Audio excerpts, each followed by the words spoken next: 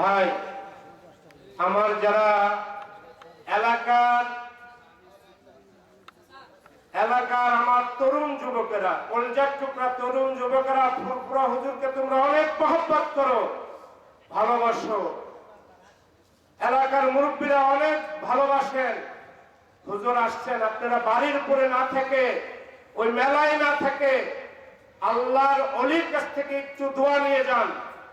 আল্লাহর অলির কাছ থেকে একটু দোয়া নিয়ে যান। কেউ এই সব যে যেখানে দাঁড়ায় আছেন কেউ দাঁড়ায় থাকবেন না, সবাই আদবে আপনারা এই মাহফিলে এসে বসে যান। কেউ দাঁড়ায় থাকবেন না, বসেন বসেন, চলে আসেন, চলে আসেন, হুজুরের এখানে এসে বসে যান। আলহামদুলিল্লাহ, আমরা এখনই হুজুরের কোরআন এবং হাদিস থেকে আলোচনা শুনবো ইনশাআল্লাহ। আমরা হুজুরকে আলোচনার জন্য অনুরোধ করছি।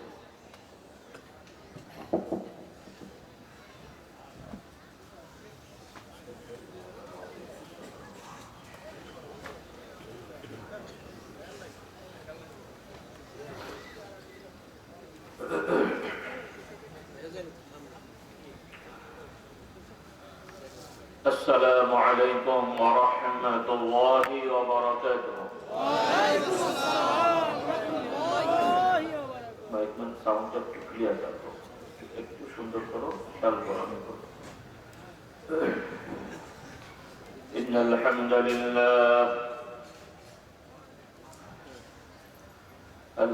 لله نحمده ونستعينه ونستغفره ونؤمن به ونتوكل عليه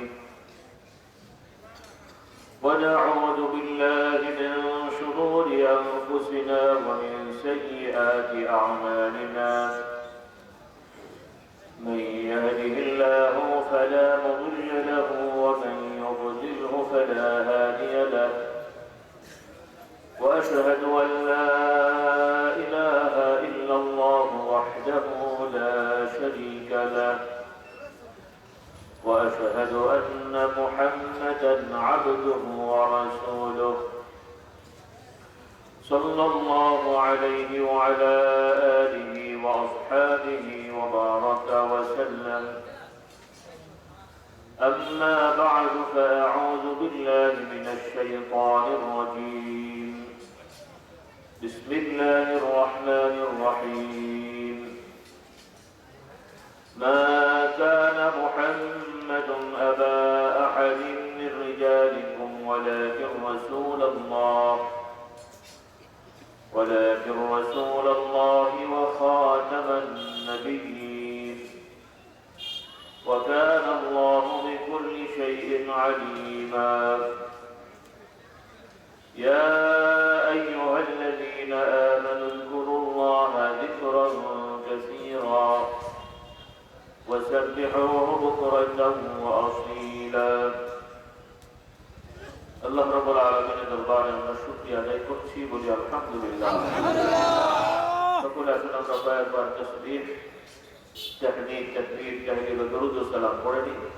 সকলে আমার সাথে মহব্বতে আমি যা বলছি সকলেই পড়ো, সকলেই পড়ো। সুবহানাল্লাহি ওয়া বিহামদিহি সুবহানাল্লাহিল আযীম। সুবহানাল্লাহি ওয়া বিহামদিহি সুবহানাল্লাহিল আযীম।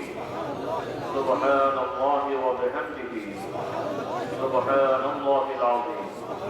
সুবহানাল্লাহি ওয়াল হামদুলিল্লাহি ওয়া লা ইলাহা إلا الله الله أكبر ولا حول ولا قوة إلا بالله العلي العظيم. سبحان الله وبحمده عدد خلقه ورضا نفسه وزنة عرشه ومداد كلماته. سبحان الله وبحمده عدد خلقه ورضا نفسه وزنة عرشه ومداد كلماته. سبحان الله وبحمده عدد خلقه ورضا نفسه وزنة عرشه ومداد كلماته. لا إله إلا الله وحده لا شريك له له الملك وله الحمد وهو على كل شيء قدير اللهم صل على سيدنا ومولانا محمد النبي الأمي وآله وسلم اللهم صل على محمد وعلى آل محمد كما صليت على إبراهيم وعلى آل إبراهيم إنك حميد مجيد اللهم بارك على محمد وعلى آل محمد كما باركت على إبراهيم وعلى آل إبراهيم إنك حميد مجيد সকলের মহব্বতের সমস্যাটা করুন আল্লাহুম্মা সাল্লি আলা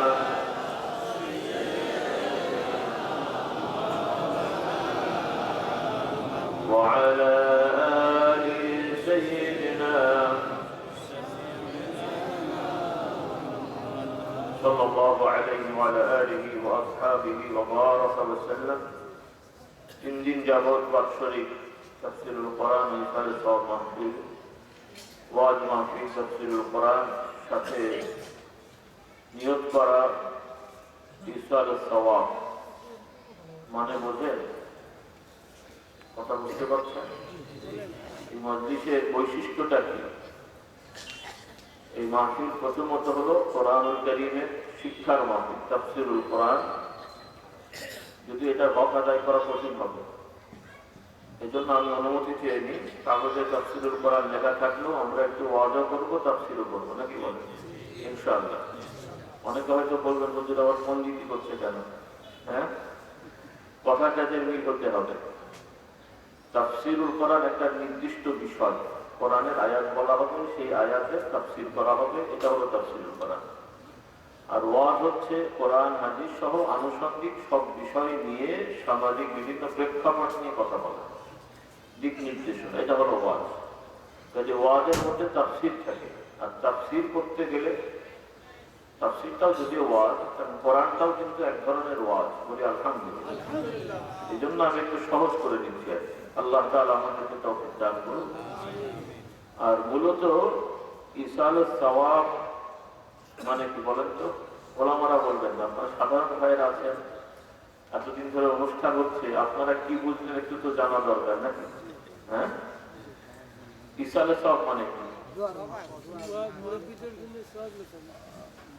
দোয়ার মাহফিলের জন্য সব দেশে ইসালে সবের মানে হলো ঠিক আছে উনি বুঝেছেন বলেছেন এই কথাটা আপনারা কে বুঝলেন বলেন হ্যাঁ আমার যুবকরা আছেন এখানে দেখি একটু আগে জড়িত করে নি ছাত্র কারা কারা যুবক হাত তোলো তো স্কুলের কলেজে ইউনিভার্সিটি একটু হাত তোলো কয়েক কারণে ছাত্র কারা কারা এই দেখছেন আমার ছোট্ট বাবু মাশাআল্লাহ আলহামদুলিল্লাহ এই কয়েকটা আমার তো মনে হচ্ছে আরো আছে হাত তুলছে না কেন ওই এক দুইজন আছে হাত নামাবে অনেকে হাত তোলেনি কিন্তু ভয় লাগছেন কি ধারণা পাওয়ার জন্য বলছি কারণ আমার কিছু প্রশ্ন হবে মাঝে মাঝে ছাত্ররা জবাব দেবে নাকি বলে ইনশাআল্লাহ তো আগে ওয়াজ মাহফিল ইসালে সবটা বুঝে নেন কেন করা হয় এই যে আয়োজনটা কেন করা হয়েছে কিসের জন্য উৎসব বিনোদন হ্যাঁ কিসের জন্য আল্লাহ তাআলা কবুল করে নিন আল্লাহ তাআলা কোরআন নাযিল করেছেন সৃষ্টি জগৎকে শিক্ষা দেওয়ার জন্য দীক্ষা দেওয়ার জন্য আল্লাহ তাআলার বিধান জানিয়ে দেওয়ার জন্য বলি আলহামদুলিল্লাহ সেই কোরআন এবং আল্লাহ নবীর আদর্শ প্রচার প্রসারের জন্য সর্বশ্রেণীর মানুষের কাছে পৌঁছানোর জন্যই হলো ওয়াজ মাহফিল বলি আলহামদুলিল্লাহ যেহেতু এই কাজগুলো ভালো কাজ সওয়াবের কাজ এর সাথে খানা দানার আয়োজন করা হয় আজকেও হয়েছে 3 দিন যাবত মাহফিল হচ্ছে আপনারা আশপাশের দূর থেকেও এসেছেন এলাকার ভাইয়েরও আছে আল্লাহ তাআলা আপনাদের এই পরিশ্রমকে আল্লাহ তাআলার জন্য কবুল করে নিন তাহলে এই কাজগুলো ভালো কাজ সওয়াবের কাজ আমরা চেষ্টা করছি কিছু ভালো কাজ করে নিজেরা সওয়াব পাবো, সওয়াব অর্জন করবো। আল্লাহ তাআলা দয়া করে আমাদেরকে সওয়াব দেবেন। পাশাপাশি আল্লাহ তাআলার কাছে আমরা দোয়া করব, ফরিয়াদ করব, প্রার্থনা করব এবং যে আল্লাহ রাব্বুল আলামিন দয়া করে যে সওয়াব আমাদেরকে দান করেছেন, আমরা যে ভালো কাজ করতে পেরেছি, এই সওয়াবের একটা অংশ বা এই সওয়াবের বিষয়টা আল্লাহ তাআলা দয়া করে আমাদের আব্বা আম্মা ময় মুরব্বী সহ সকল ইমানদারদেরকেও দান করুন। বলুন আল্লাহুম্মা আমিন। যেমন আমি টাকা পেলে, আপনি টাকা পেলে কাউকে হাদিয়া দিতে পারেন। কবরে কি টাকা পাঠানো যায়? মাজার দরগায় মনে হয় দেওয়া যায় নাকি? দিলে তো হুজুর পায়। হ্যাঁ, কিছু লোকেরা আছে বিভিন্ন দরগা মাজারে মানত নিয়োগ করে গরু খাঁটি টাকা নিয়ে হাজির হয়। আপনার দেশের লোক যায় না মনে হয় না? হ্যাঁ, এখন যায়। আল্লাহ তাআলা হেদায়েত দান করুন। কোন আল্লাহওয়ালাদের সাথে আমাদের দুশমনী নেই। আল্লাহওয়ালাদেরকে ভক্তি করা, ভালোবাসা, তাদের প্রতি সুধারণা রাখা, তাদের জন্য দোয়া করা, এটা আমাদের ইমানের দাবি এবং আমরা করে থাকি, বলি আলহামদুলিল্লাহ।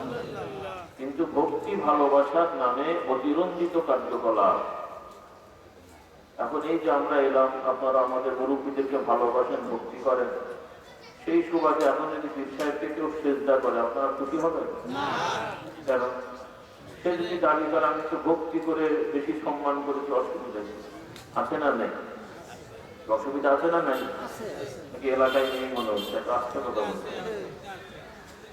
তাহলে সম্মান করা ভালো, কিন্তু সম্মান করে কারো সামনে মাথা নত করার বিধান ইসলামে নাই। এখন আমি বা তারা যুক্তি দেবে, আগে ছিল তাজিমি সেজদা, অনেক রকমের ব্যাখ্যা আছে। তো হযরত আদম আলাইহিস সালামের সন্তানদের মধ্যে এক ভাই আর এক বোনের সাথে বিয়ে করেছেন। জমক জমক সন্তান হতেন, এক ক্রস করে এক ভাইয়ের সাথে আর এক বোনের বিয়ে হতো। কথা বুঝছেন? এখন কি সেটা চলবে না? সেটা নিষেধ হয়ে গেছে। এখন হবে সালাত, মুসাফাহা, বড় জোর একটু হাতে চুমু দেওয়া, কপালে চুমু দেওয়া ইত্যাদি। আর এগুলো হচ্ছে সুন্নত তরিকা। আরেকটা রেওয়াজ সমাজে আছে, মানুষের পায়ে হাত দিয়ে চুমু খাওয়া, এটাকেও সালাম বলে চালিয়ে দেওয়া হচ্ছে। এটাকে সালাম বলে না, যদিও পায়ে সালাম বলে না। আপনার দেশে কি বলে? কদম বুসরি বলে বা পায়ে সালাম করাও বলে। যাই হোক, এক একজন এক এক বলে। এটা যদি সোজা হয়ে মাথা নত না করে যদি করে, এটা জায়েজ অনেকে বলেছেন, কিন্তু সুন্নত না, এটা কোনো সওয়াব নাই। কিন্তু মুসাফাহা করলে কি হয়? সওয়াব হয়। সালাম দিলে সওয়াব হয়। এটা হলো ইসলামের বিধান।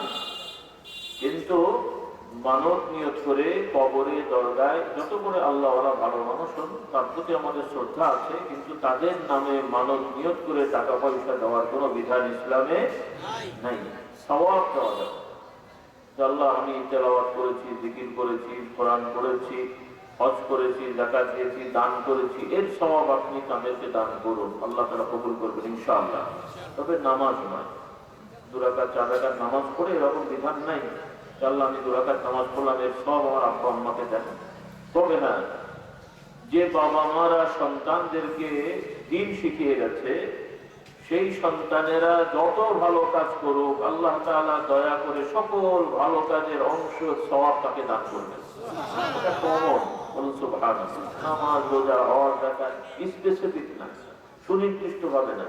আপনি নামাজ পড়ে বলবেন আল্লাহ আমার আব্বাকে দেন, রোজা রেখে বলবেন আল্লাহ আমার আব্বাকে দেন, নামাজ রোজার ব্যাপারে নাই। তবে হজ করা ফরজ এবং নফল বদলা করা যায় না। নামাজ কিন্তু বদলা হয় না, হয়? রোজা কিন্তু বদলা হয় না। যাকাত একজনের পক্ষে আরেকজন দিলে, নিয়ত করে সে বলে দিলে আদায় হয়ে যায়। এগুলো আর্থিক এবং কিছু বিষয় আছে। যাই হোক, তাহলে আমাদের নিয়ত হলো যে আমরা এই কাজ করি সওয়াবের নিয়তে, দুনিয়াবি কোনো লোভ, লালসা, টাকা পয়সা, হাদিয়া, নজরানা ইত্যাদির জন্য নয়, করা যাবে না। তাহলে কিন্তু সওয়াব হবে না, কি হবে? গুনাহ হবে। এখন আমি যদি মনে করি কিছু লোক তো জমা করে অনেক টাকা ইনকাম হবে, নাউযুবিল্লাহ, এটা করা যাবে না। ইখলাসের সহিত খরচের জন্য মানুষ টাকা পয়সা দেবেন, খরচ হবে, ওয়াজ মাহফিল, ব্যক্তিগত কেন্দ্রিক না, এটা দ্বীনের জন্য, মাদ্রাসায় খরচ হবে, মসজিদে খরচ হবে ইত্যাদি। ব্যক্তিগত কোনো ব্যবসা বাণিজ্য ওয়াজ মাহফিলকে বানানো যাবে না। ওইটা নিয়ত করলে আপনারা ওয়াজ শুনতে সব পাবেন, হুজুররা ওয়াজ করলে সব পাবে, কিন্তু যে বেটা হয়তো আয়োজন করে সে গুনাহগার হয়ে যাবে, মাঝখানে সে কাছে পড়ে যাবে। আল্লাহ তাআলা আমাদের সব কাজে আল্লাহর দিকে মুতাওয়াজ্জিহ হওয়ার তৌফিক দান করুন। কারণ নিয়ত যদি গন্ডগোল হয়ে যায়, ইবাদত নষ্ট হয়ে যায়। যাই করতে হবে আল্লাহ তাআলার সন্তুষ্টির জন্য।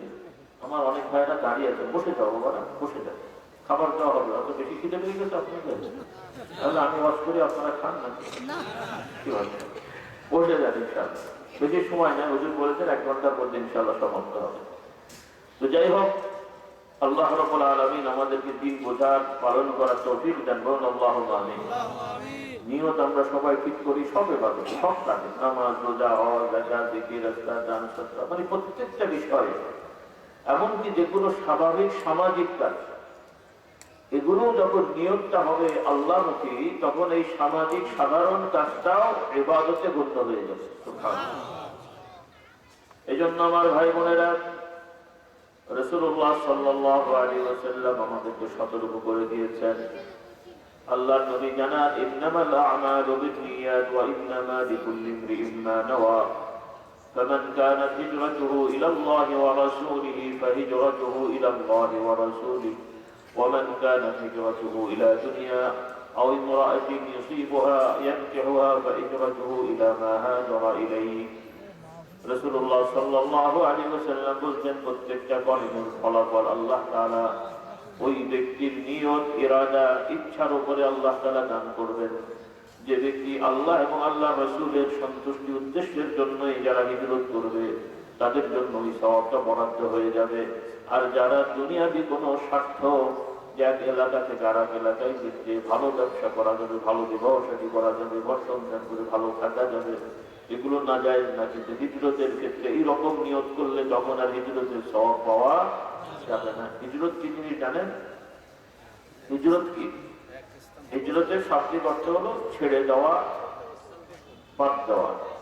আর শরীয়ত ইসলামের দৃষ্টিতে হিজরত বলতে বোঝানো হয় যে এক এলাকায় কেউ আছে, সেই এলাকায় হঠাৎ করে এমন পরিস্থিতি হলো, বা বিশেষ করে আল্লাহ নবীর সময় তো হঠাৎ করে হয়নি, নবীর সময় মক্কা শরীফের অধিকাংশ সবাই হচ্ছে মুশরিক ছিল, তারা মূর্তি পূজারক ছিল, তাওহীদে বিশ্বাস করতো না। রাসূলুল্লাহ সাল্লাল্লাহু আলাইহি ওয়াসাল্লাম যখন দাওয়াত দিলেন তাওহীদে, এদের মাথা গরম হয়ে গেল, রাসূলুল্লাহ শত্রুতা শুরু করে দিল।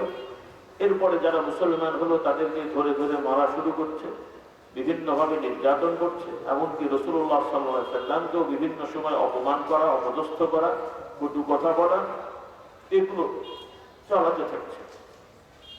যেহেতু সামান্য কয়েকজন মানুষ মুসলমান হয়েছেন, তাদের এই কথার উত্তর দেওয়াও কঠিন, তাদের সাথে পেরে ওঠাও, প্রতিরোধ করাও কঠিন। এক পর্যায়ে যখন এগুলো বেড়ে যেতে থাকলো, আল্লাহ তাআলা হুকুম দিলেন, হে নবী, আপনার সাহাবীদেরকে বলেন যারা আশপাশের বিভিন্ন জায়গায় গিয়ে সুন্দরভাবে জীবন যাপন করে ঈমান নিয়ে থাকতে পারবে, সুযোগ পাবে, তারা চলে যাবে। সুবহানাল্লাহ।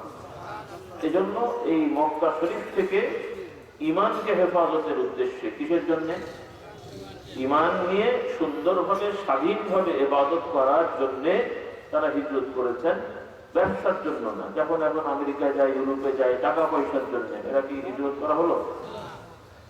বরং কেউ যদি এমন দেশে থাকে, আল্লাহ না করুক, যেমন চাইনার কিছু কিছু এলাকায় শোনা যাচ্ছে সেখানে খুব মুসলমানদের প্রতি নির্যাতন হয়, নামাজ পড়তে দেয়নি, বা দিলেও খুব বাইরের মধ্যে রাখে, পর্দা করতে দেয় না, আরো অনেক অনেক, এগুলো আমাদের মুখে বলাটা বড় কঠিন। তাহলে ওই এলাকার যারা মুমিন মুসলমান, যদি তারা মনে করে যে এখানে থাকলে আমরা নিরাপদ নই, আর এক দেশে, যেই দেশে গেলে নিরাপদে নামাজ রোজা করা যাবে, এই নিয়তে যাচ্ছে, এটা একটা বড় সওয়াবের কাজ। সুবহানাল্লাহ। কারণ কাজটা কিন্তু এত সহজ না। বাড়ি ঘর সব ছেড়ে দিয়ে, নিজের সব কিছু বাদ দিয়ে আরেক জায়গায় গিয়ে নতুন করে সেটআপ হওয়া সহজ না কঠিন? এখন যা হোক কিছুটা সহজ হলো, আগে কিন্তু বড় কঠিন ছিল। প্রথমত সফর করা, এক জায়গা থেকে আরেক জায়গায় যাবেন, শুরু করেছেন, আদৌ পৌঁছাতে পারবেন কিনা তার নিশ্চয়তা নেই। কারণ রাস্তাঘাটে দস্যু, ডাকাত, এরপরে বিভিন্ন জন্তু জানোয়ার, বাঘ ভাল্লুকের উপদ্রব, সহি সালামতের নিরিমান হায়াত নিয়ে পৌঁছানো যাবে তারই নিশ্চয়তা ছিল না, অর্থাৎ এক ধরনের অনিশ্চিত বেঁচে থাকা বা মরে যাওয়া। এমনি তো মানুষ মরবেই, কিন্তু স্বাভাবিকভাবে সে বেঁচে কিছু করবে নিশ্চয়তা ছিল না। যেমন যুদ্ধের ময়দানে যাওয়া হয়, যুদ্ধ চলছে, যুদ্ধ করতে গেছেন, কেউ কি নিশ্চিত বলতে পারবেন যে না আমি শত্রুপক্ষে মেরে ফিরে আসতে পারবো? তাহলে এটা যেমন কঠিন কাজ, জেহাদ যুদ্ধটাও যেমন কঠিন, জানমালের নিরাপত্তা থাকে না, ওইভাবে হিজরত করাটাও কঠিন। ওইভাবে হাদিস শরীফ, এই হাদিসে এসছে জিহাদের হিজরতের কথা, আরেকটা হাদিসে এসছে জিহাদের কথা। এই দুটো কঠিন কাজ, কিন্তু তারপরেও নিয়তের গন্ডগোলের কারণে এই কঠিন কাজ করেও অনেকে সওয়াব পাবে না। নাউযুবিল্লাহ। সেজন্য আমার ভাই বোনেরা খুবই সতর্ক হতে হবে আমাদেরকে। আমরা যে কষ্ট করছি, যারা আমরা আলেম ওলামা নামধারী আছি, ওয়াজ নসিহত, মসজিদের ইমামতি, মাদ্রাসায় পড়ানো, এগুলো কিন্তু ইবাদত। এগুলো বাংলা, ইংরেজি, ভূগোল, বিজ্ঞান পড়ানোর মতো না, বা এগুলো রাজনৈতিক মঞ্চের বক্তৃতা দেওয়ার মতো না। ওয়াজ নসিহত আর এই রাজনৈতিক বক্তব্যকে একই। ওয়াজ পড়াও ইবাদত, শোনাও ইবাদত। আর এই ধরনের মাদ্রাসায় পড়ানো, আলেম ওলামাদের ক্ষেত্রে মানে এলেম চর্চা করা, এগুলো হচ্ছে ইবাদত। আপনারাও যারা দান খয়রাত করছেন মসজিদে, মাদ্রাসায়, মাহফিলে, সেটাও ইবাদত। এগুলো লোক দেখানোর জন্য মানুষ বাহবা দেবে, প্রশংসা করবে, এলাকার নামদাম হবে, আমার একটা প্রচার প্রসার হবে, এই ধরনের চিন্তা থেকে অনেক সময় আসবে, শয়তান দেবে। কিন্তু এগুলো মাথা থেকে মুছে দিতে হবে। আমাদের খেয়াল হবে যা করছি আল্লাহ তাআলা সন্তুষ্টির জন্য প্রতিদান তিনিই দেবেন ইনশাআল্লাহ। রাজি আছি? আল্লাহ তাআলা আমাদের তৌফিক দান করুন। এটা না হলে আমরা বড় শিরক করছি না। আলহামদুলিল্লাহ, কোনো মুসলমান মূর্তি পূজা করে না, কোনো মুসলমান সচরাচর আলহামদুলিল্লাহ ফেরেশতা, নবী, রাসূল, আউলিয়াদের কাছে চায় না, তাদের কাছে বলে না। যদিও ওই রকম মাজার কেন্দ্রে কিছু সমস্যা আছে, বা রাসূলুল্লাহ সাহাবীদেরকে কিন্তু বিশেষ করে হযরত আলী রাদিয়াল্লাহু তাআলা আনহু, হযরত ফাতেমা রাদিয়াল্লাহু তাআলা আনহা, হাসান, হুসাইন, এরপরে এনাদের বংশধর যারা আছেন, এই সমস্ত বংশের কিছু ভালো ভালো মানুষদেরকে কেন্দ্র করে কিছু মুসলিম গোষ্ঠীদের মধ্যে শিরক চালু আছে। তারা দোয়ায় বলে, হে হাসান, হে হুসাইন, হে আলী, হে ফাতেমা, আমাদের জন্য আল্লাহর কাছে আপনি বলে দেন, সাহায্য চান, বা কি বলে সুপারিশ করেন, এইরকম দোয়া তারা করে। আশা করি আপনারা শোনেননি, এরকম শুনেছেন? আপনারা শোনেননি। যাই হোক, আমি সতর্ক করার জন্য বলছি, এরকম দোয়া আছে। সুন্দর দোয়া নাকি? দোয়া করে সুন্দর। এরা এরকম, এরা চাচ্ছে না, কিন্তু এই যে কথাটা বলছে গাইবী ভাবে, হে আলী, আল্লাহর দরবারে আমার জন্য সুপারিশ করেন, বলা যায়? হ্যাঁ, কাছের যারা আছে আলেম ওলামার কাছে বলা যায়, হুজুর আমার জন্য একটু দোয়া করেন, এটা না যায় না। তবে বিশ্বাসটা হবে, আমি বললো আল্লাহ শোনেন, হুজুর বললো শোনেন, উনি ভালো মানুষ, আশা করছি আল্লাহ কবুল করবেন, সেজন্য বললাম। আমারটাও কবুল হবে না এমন চিন্তা করা যাবে না। খুব ভালো করে খেয়াল করবেন। শয়তান কিন্তু দুই দিকে শয়তানি করে। প্রথমে শিরক করা, ইবাদত করতে দেবে না। যখন দেখলো যে আপনাকে বাধা দিতে পারলো না, আপনি নেমে গেলেন, তখন এই ভালো কাজের মধ্যে গন্ডগোল পাকিয়ে দেবে। আপনাকে বোঝাবে, আপনি তুই এত গুনাহ করেছিস, তোর কথাকে আল্লাহ শোনে, তোর কথাকে আল্লাহ দোয়া কবুল করবে। নাউযুবিল্লাহ। কিন্তু আপনার আমার গুনাহ থেকে তো বাঁচতে হবে ইনশাআল্লাহ। তবে হয়ে গেলে মনে করেন না যে আমাদের তো আল্লাহ কবুল করবে না, এমনকি মনে করলে আরেকটা বড় গুনাহ হলো। আমার ভাই বোনেরা, যার এই অন্যায় অপরাধ যাই আছে, আমাদের আল্লাহর প্রতি ইয়াকিন থাকবে, আমি যত বড় অপরাধী হই, আমার রব, আমার প্রতিপালক, তার দয়া, তার করুণা, তার ক্ষমা আরো অনেক বড়। সুবহানাল্লাহ।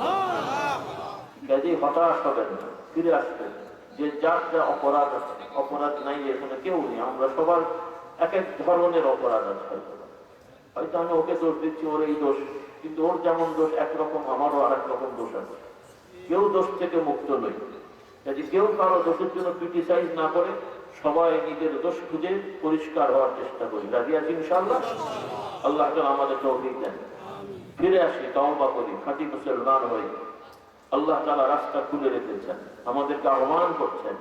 প্রথমত ইখলাস সৃষ্টি করি, যে আমরা যা করবো আল্লাহর জন্য। কোরআন পাকে আল্লাহ তাআলা ইখলাসের জন্য বলেন, وما أمروا إلا ليعبدوا الله مخلصين له الدين حنفاء ويقيموا الصلاة ويؤتوا الزكاة وذلك دين القيمة।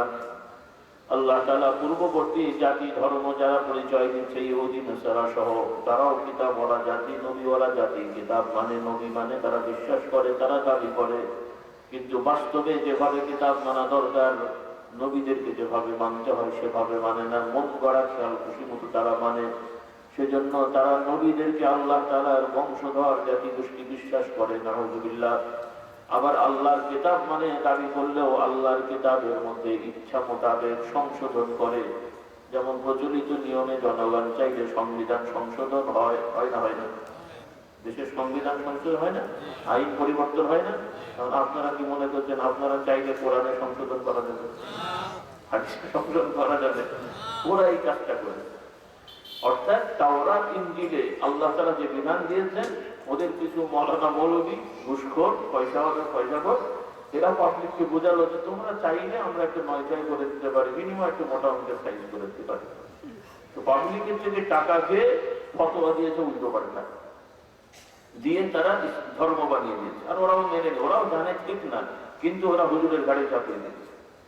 এজন্য আল্লাহ তাআলা বলছেন, আল্লাহু আকবার, কোরআনুল কারীমে ইহুদি নাসারাদের বর্ণনা দিয়ে বলছেন যে ইত্তাখাযু আহবারাহুম ওয়া রুহবানাহুম আরবাবান মিন দুনিল্লাহ। এরা তাদের আমরা যেমন আলেম ওলামাদের বিভিন্ন নাম দিয়েছি, পীর সাহেব, মুফতি সাহেব, হুজুর, ইসলামিক স্কলার, বিভিন্ন নাম বলি। ওরাও ওদের ধর্মীয় নেতাদেরকে আরবি ভাষায় ইহুদিরা বলতো আহবার, বহু বচন হেব, আর নাসারা খ্রিস্টানেরা বলতো রহবান। আহবার আর রহবান ওদের যারা ধর্মীয় গুরু, আল্লাহ তাআলা বলছেন এরা তাদের ধর্মীয় গুরুদেরকে প্রতিপালক রবের আসনে বসিয়েছে, তাদেরকেও আল্লাহর মতন রব বিশ্বাস করেছে। নাউযুবিল্লাহ। এই আয়াত নাজিল হলো।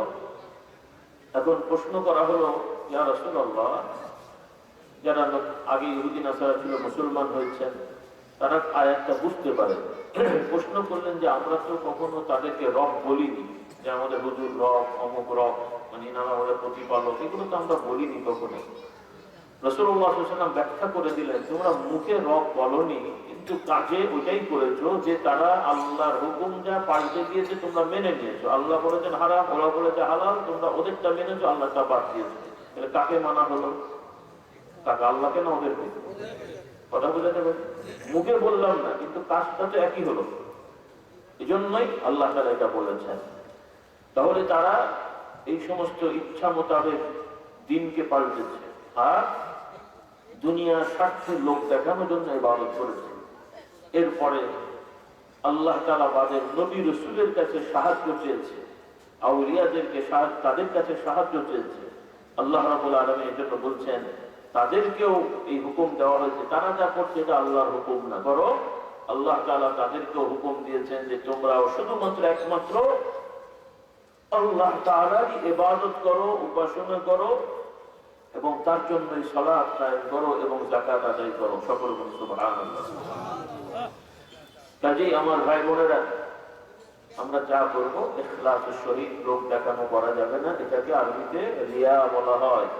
রাসূলুল্লাহ সাল্লাল্লাহু আলাইহি ওয়াসাল্লাম ইরশাদ করলেন, আমি তোমাদের প্রতি সবথেকে বেশি ভয় করি ছোট ছোট শিরকে ভয় করি, যে তোমরা ছোট ছোট শিরকে লিপ্ত হবে। প্রশ্ন করা হলো, ইয়া রাসূলুল্লাহ সাল্লাল্লাহু আলাইহি ওয়াসাল্লাম, ছোট ছোট শিরক কি? আল্লাহর নবী সাল্লাল্লাহু আলাইহি ওয়াসাল্লাম বললেন, ছোট শিরক হলো রিয়া, লৌকিকতা। অর্থাৎ যে কাজ হবে সওয়াবের নিয়ত, ওই কাজ যদি মানুষের কাছে বাহবা প্রশংসার জন্য করা হয়। আমাদেরকে দিয়ে শুরু করি, আমরা কথা বলি, ওয়াজ করি।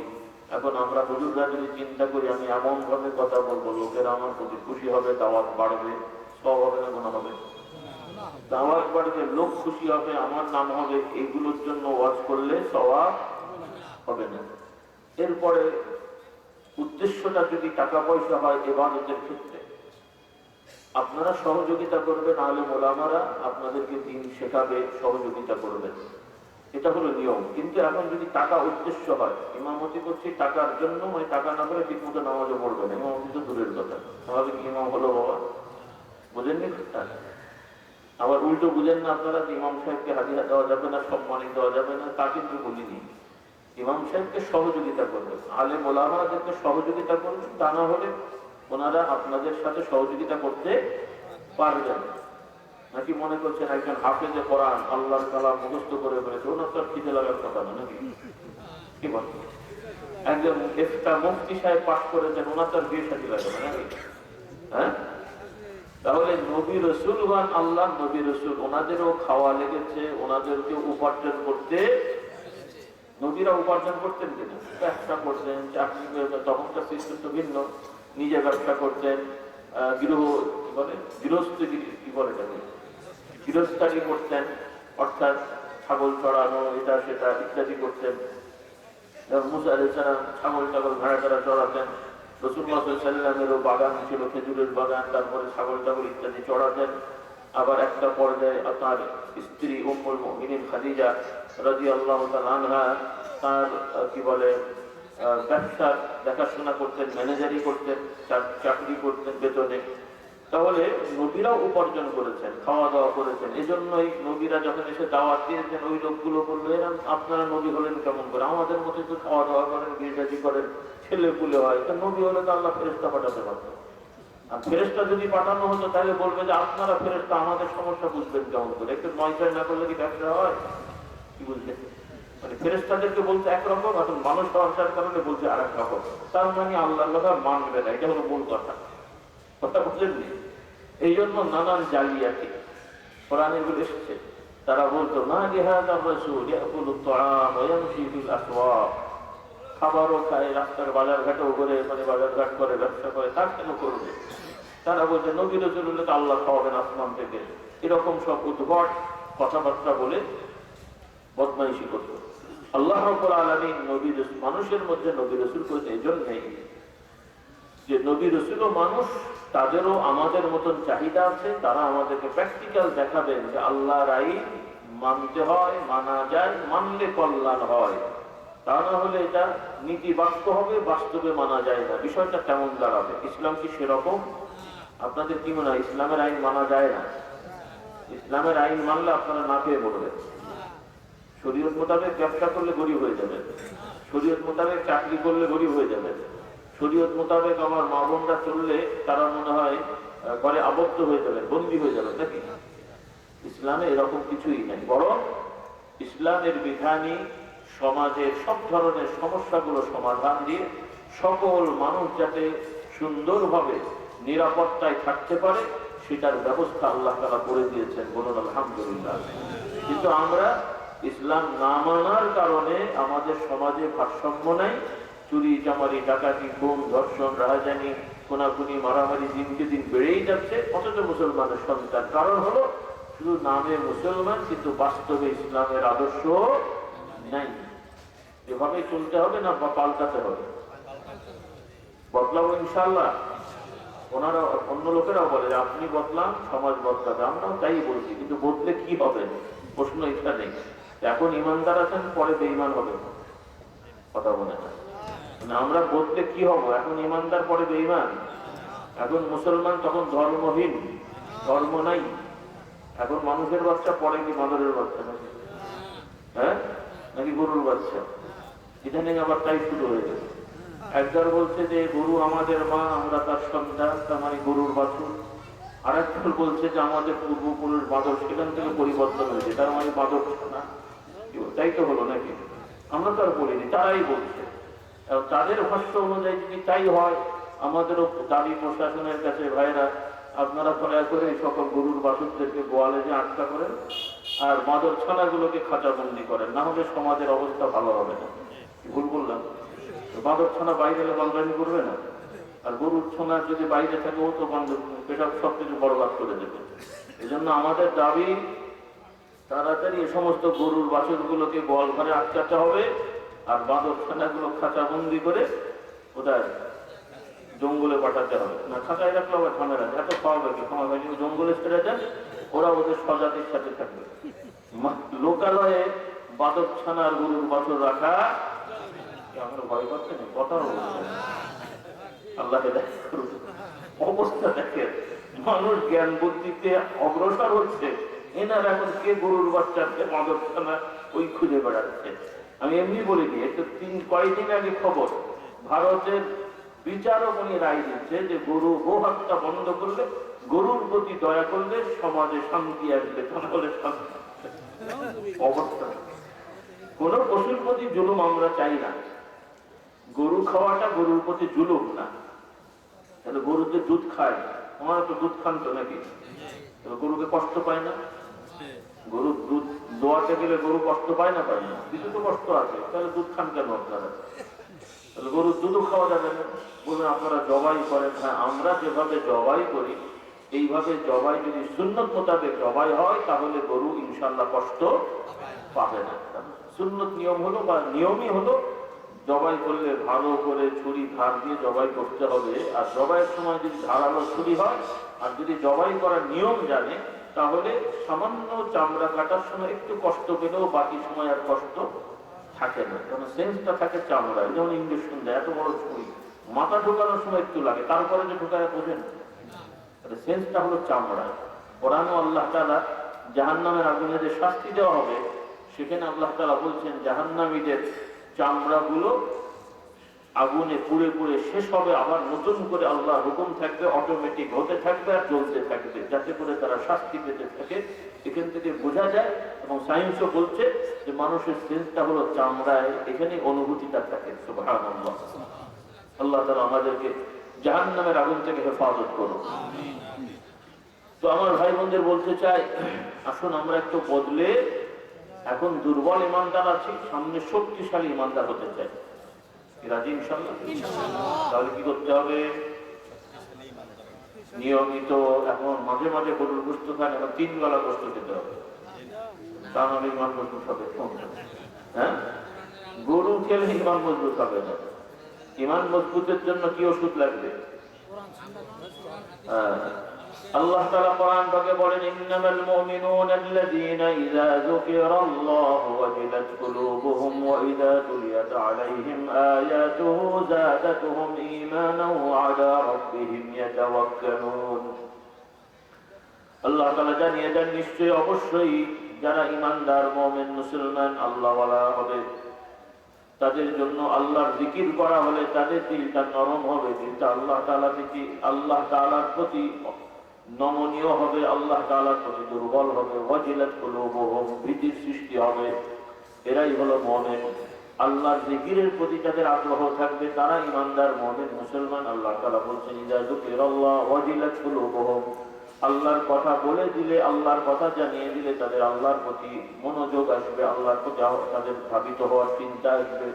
ওয়া ইযা তুলিয়াত আলাইহিম আয়াতুহু যাদাতুহুম ঈমানা, আর কোরআনের আয়াতগুলো, আল্লাহর আয়াতগুলো তেলাওয়াত করা হলে তাদেরকে শেখালে, জানালে, বোঝালে, তারা নিজেরাও শিখলে, বুঝলে তাদের ঈমানটা বেড়ে যাবে, শক্তিশালী হয়ে যাবে। আর যখন তাদের ঈমান শক্তিশালী হবে, বেড়ে যাবে, তারা আল্লাহ তাআলার প্রতি, তাদের রবের প্রতি একমাত্র ভরসা করবে। ভরসা করবে কার উপরে? ভরসা, তাওয়াক্কুল। সমাজে যত রকম অপরাধ আছে, অপরাধগুলো কেন হয়? যারা অপরাধ করে কেন করে? ভাই, যে লোক আল্লাহকে বিশ্বাস করে তিনি আমার রিজিক দাতা, তিনি আমার সম্মান দেওয়ার মালিক, তিনি আমার যদি ইচ্ছা করেন আমার সম্মান কেড়ে নিতে পারে, এই সব শক্তি কার? আল্লাহ তাআলা কোরআনে বলেন, কুল কুলিল্লাহুম্মা মালিকাল মুলক, আল্লাহুম্মা মালিকাল মুলক তুতিল মুলকা মান তাশা ওয়া তানজিউল মুলকা মিম্মান তাশা ওয়া তুইজ্জু মান তাশা ওয়া তুযিল্লু মান তাশা বিয়াদিকাল খায়র। আল্লাহ তাআলা আল্লাহর নবীকে বলে দিতে বলছেন, সবাইকে জানিয়ে দেন, হে নবী, আল্লাহর কাছে এভাবে বলো, হে আল্লাহ, আপনি সকল রাজত্বর রাজা, সকল রাজার রাজা, রাজাধিকার, মালিকাল মুলক। জাগতিক ভাবে অনেক রাজা বাদশাহ আছে, এখন রাজতন্ত্র কমে গেছে বিভিন্ন দেশে, তাও কম নেই, অনেক রাজা আছে। আর যারাও এখন বিভিন্ন কথা বলছে এরাও এক ধরনের ভেলকিবাজি, ধোকাবাজি করছে, যদিও বিভিন্ন পলিসির কথা, সমাজতন্ত্র, গণতন্ত্র, এই তন্ত্র সেই তন্ত্র বলে সব মিলিয়ে মূল কথা হলো জোর যার, কথা বলছে বাংলা কথা আছে না, জোর যার, মানে বেশি শক্তি দিয়ে ক্ষমতা দখল করে রাখা, এটাই হয়ে গেছে মূলনীতি। আর এই বাকি সব কথাবার্তা এগুলো হচ্ছে সব মুখরোচক ভেলকিবাজি, গণতন্ত্র, সমাজতন্ত্র, এই সেই হাবি জাবি, এগুলো সব মানুষ